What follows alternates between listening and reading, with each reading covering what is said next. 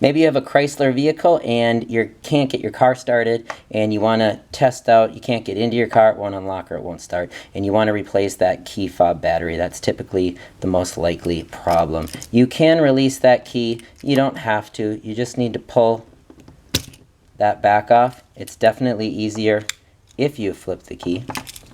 Once you've done that, you're going to see that there is a flat piece right here. You're simply just going to push on the battery, push it down, and pull back towards that flat edge. So it'll look like this, push down, pull back, and that's going to release your battery. Boom.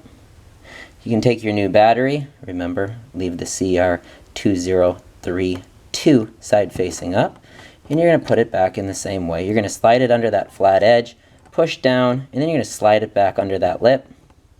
That will secure it. Take the back, push it into place, it's locked in place, and you're good to go. Remember, it is easier if you pop your key and pull that out. Hopefully this helps. Thanks for watching, and best of luck.